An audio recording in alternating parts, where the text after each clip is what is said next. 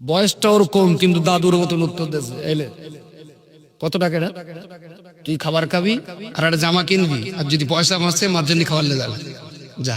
আজও মুসলমানদের জানাজায় যদি 500 লোক হয়, এই দোয়াটা জিজ্ঞেস করলে পড়তে পারবে কজন?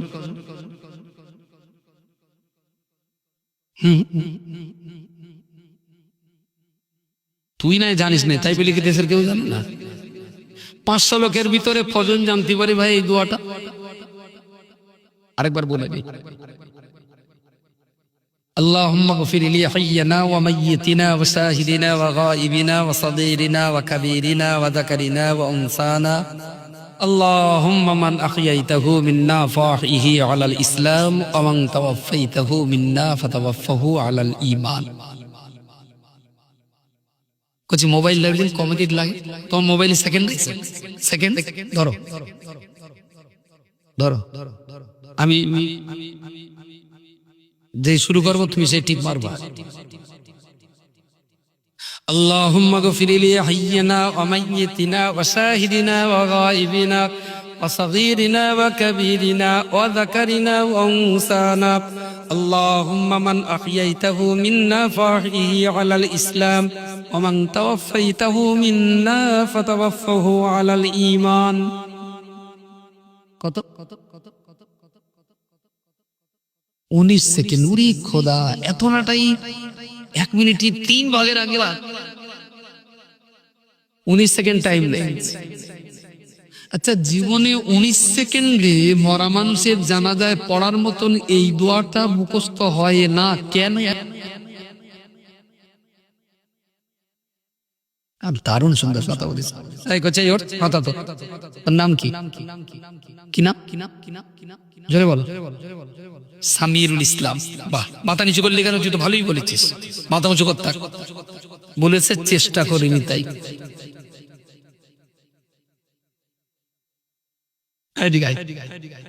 20 টাকা আমার সাথে, এই 20 টাকা নেই।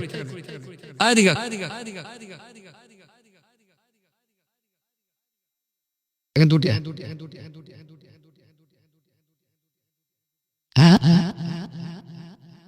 ওরে না রে, 20 টাকা চাইছি। আচ্ছা পরে দিস কোনটা? কি দে 15 নোট বাদ দে, নতুন নোট লাই। আমি বলেছি মাত্র 19 সেকেন্ডের এই দোয়াটা। সত্যি করে বলেন, আমাদের মুখস্থ হয়নি। এই 500-র ভিতরে কত লোক পড়তে পারবে? বাচ্চারা বাদ দেন, আপনারা কতজন পারবেন 500-র ভিতরে? খুব টেনে টেনে 100 জন। 400 লোকের যদি ঘাড় ধাক্কাতে বার করে দেওয়া হয়, তো তোর যখন হাঁড়ি ফুটো ওতে দুধ দিস নেবে এখান থেকে, খুব কি পাবা? দোয়া দেনি যখন ছাড়ে না, বেকার 4,000 টাকা নষ্ট করবে কেন? আমি বলেছি দোয়াটা 400 লোকের মুখস্থ হয় না কেন? কোচি বলেছে চেষ্টা করে না তাই। ঠিক বলেছ না ভুল বলেছে? বয়সটা ওর কম, কিন্তু দাদুর মতন উত্তর দিয়েছে। এলে কত টাকা এটা? তুই খাবার খাবি আর একটা জামা কিনবি, আর যদি পয়সা বাঁচে মার জন্য খাবার লে যাবে যা।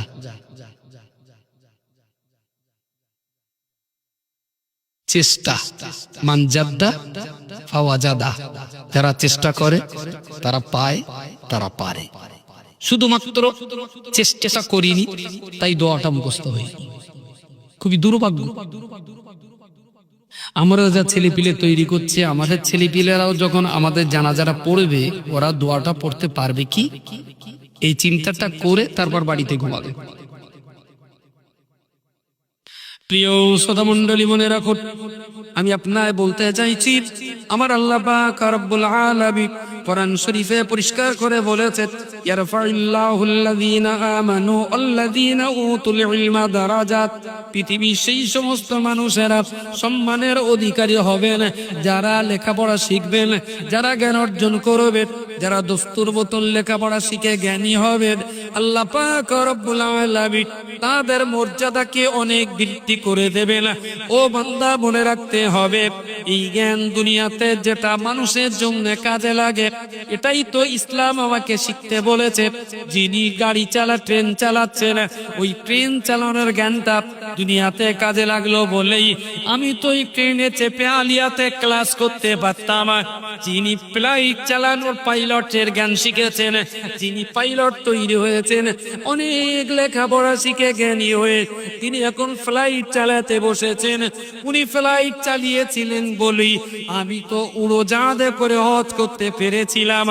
ও বান্দা, মনে রাখতে হবে, একটা ছেলে সুন্দর ড্রাইভারের জ্ঞান অর্জন করেছিল বলেই ওর গাড়িতে করে তো আমার বাবাকে ওই অ্যাম্বুলেন্সে ডাক্তারখানায় নিয়ে যেতে পেরেছিলাম।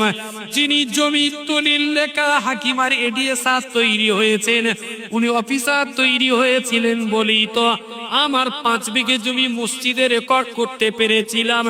যিনি বিচারক তৈরি হয়েছেন, লেখাপড়া শিখে বিচারক হয়েছিলেন বলেই উনি তো একটা নিরপরাধী ব্যক্তিকে আসামির তরি থেকে নিষ্কৃতি পাইয়ে দিতে পেরেছিলেন। তিনি লেখাপড়া শিখে আলেম হয়েছেন বলেই মসজিদের মেম্বারে দাঁড়িয়ে ইমামতি করতে পেরেছেন। যিনি লেখাপড়া শিখে জ্ঞান অর্জন করতে পেরেছেন বলেই ধর্মসভার স্টেজে বসে বক্তব্য রাখতে পেরেছেন। লেখাপড়া শিখে ডাক্তার হয়েছেন বলেই হাজী সাহেব, মাওলানা মুফতি, গাজী আর পীর সাহেবদের হসপিটালে চিকিৎসা করে তো তাদেরকে সুস্থ করতে পেরেছিলেন। তাহলে ডাক্তারের জ্ঞানটাও মানুষের লাগে না? লাগে না? ডাক্তারদের যে জ্ঞান, ও জ্ঞানটা মানুষের উপকারে। ট্রেন চালানোর জ্ঞান, কথা বলে, হাকিম হওয়ার জ্ঞান আমাদের উপকার। আবার কোরআন হাদিস পড়ে আমি যে ওয়াজ করছি, আমি যে নামাজ পড়াচ্ছি, আমি যে ইমামতি করছি, আমি যে মাদ্রাসার বাচ্চাদের কোরআন শেখাচ্ছি, এটাও কাজে লাগে। তাহলে জ্ঞান মাত্রেই আমাদের কাজে লাগে।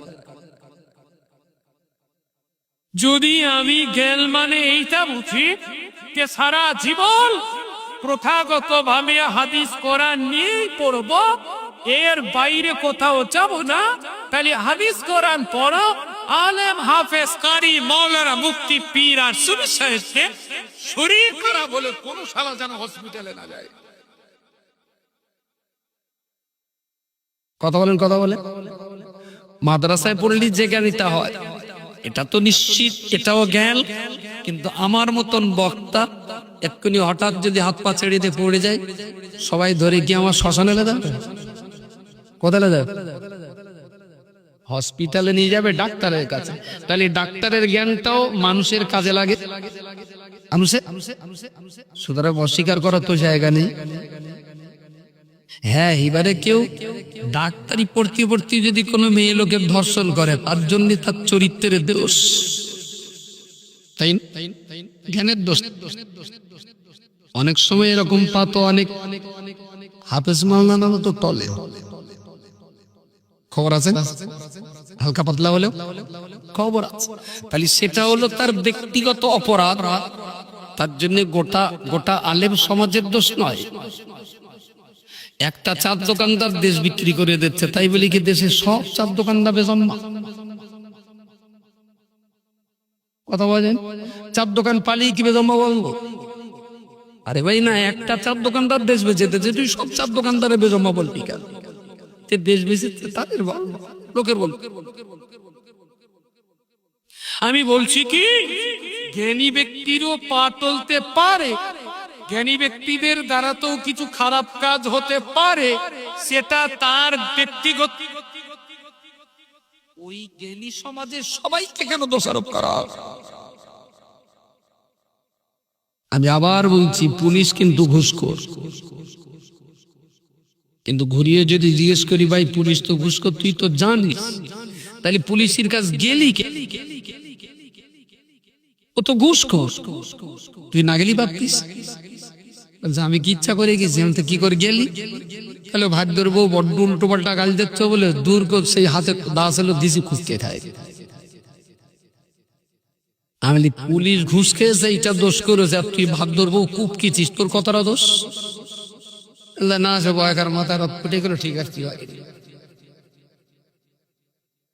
পুলিশ ঘুষখোর সবাই, এটা পুলিশের গাছ দেয়। আমিও বলছি পুলিশ ঘুষখোর, তুই যাস কি জন্য পুলিশের কাছে? তুই যদি পুলিশের কাছে না যাস, তাহলে ঘুষ দেওয়া দরকার হবে, বলবো রাস্তায় গাড়ি ধরে, কম চুলকুনিতে ধরে, তোমার বাড়ি আনার কথা 5 ফুট, তুমি এনেছো 15 ফুট, তুই 5 ফুট লে যাও, কোন শালা ধরে? বুঝতে পারিনি কি বলি? পুলিশ ঘুষখোর আমিও জানি, কিন্তু আমার মতন সুফি দরবেশ আমরা কেন যাই পুলিশের কাছে? তাহলে ও ঘুষকে যদি অন্যায় করে আর তারই কাছে বিচার চাতে যাচ্ছি, তাহলে আমি কিন্তু বদমাইশটা তার চেয়ে উপরের ক্লাসে। আমি এমন সততার জীবন যাপন করব যেন তার কাছে আমার যেতে না। তাহলে আলহামদুলিল্লাহ বলবো, হ্যাঁ তার চাইতে আমি ভালো। আর পুলিশ তো চতুর্থ আসমান থেকে আসেনি, হয় তোমার ছেলে নাই আমার ভাইরা ভাই। পুলিশকে আসমান থেকে বলতেছে, সেও তো কারো না কারো ছেলে, কারো না কারো খালু, কারো না কারো বাপ, কারো না কারো চাচা। তাহলে এও তো আসমান থেকে পড়ি। যদি ওর ভিতরে ইসলামের জ্ঞানটা থাকতো, পরকালের ভয়টা থাকতো, যদিও কেউ শেখাতে পারতাম কিরামান কাতিবিনা ইয়ালামুনা মা তাফআলু, সাবধান থাকিস, তুই যা করতেছিস দুটো ফেরেশতা বললো, 2 দল সম্মানিত ফেরেশতা কিন্তু তোর কাছে আছে, তুই ভালো করলেও লেখা হবে, খারাপ করলেও লেখা হবে। যদি কিরামান কাতিবিনের এই ভয়টা যদি ওর ভিতরে ঢুকিয়ে দিয়ে যদি পুলিশ করতাম, তাহলে ঘুষ খাওয়া কথা বলে।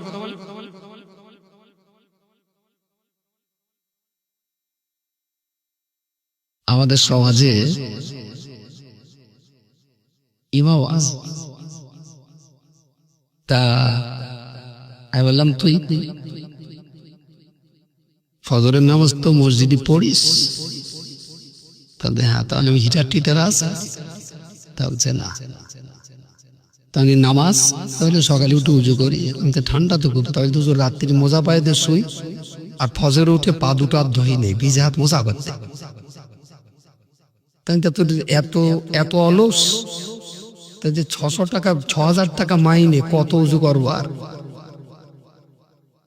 বিনা উজুতে চলে গেছে, যা কপালে আছে। 6000 টাকা মাইনে আর উজু করা লাগে? মাস্টার পড়াচ্ছে 3 আর 3 7.5, তা মেয়ের মাঝে কিছু মাস্টার, তা তুমি 3 আর 3 7.5, 30 টাকা মাইনে, ওইটা 12 করার দরকার ছিল, আমি তো কম করে দিছি। 30 টাকা মাইনে, তার 3 আর 3 7.5 না হবে না, তার 6। আসলে আল্লাযীনা উতুল ইলমা দারাজাত, আমাকে আর আপনাকে ভাবতে হবে জ্ঞানের কারণে কে কত মর্যাদার জায়গায় যাচ্ছে, আর আমরা যদি সেই জায়গায় দাঁড়িয়ে তাদের সঙ্গে টেক্কা মেরে যদি সমানে লড়াই করে যদি সেই জায়গায় আমরা পৌঁছাতে না পারি, তাহলে চিরকাল তাহাজ্জুদের পার্টিতে ডুকরে ডুকরে কেঁদে চোখের পানি ফেলে জাতির কোনো লাভ হবে না। ছেলেপিলে লেখাপড়া শেখান, আলেম হোক, হাফেজ হোক, মাওলানা হোক, মুফতি হোক, কারি হোক, পুলিশ হোক, এসডি হোক, বিডিও হোক, ডিজি হোক, আইজি হোক, সবার ভিতরে ইসলাম থাকুক, সবার ভিতরে জ্ঞান থাক, সম্মানের জায়গাটা দখল থাক, জাতির মর্যাদা বাড়ে। ব্যাংকের টাকা তুলতে যে ওই ফিল আপ করেছি 10,000,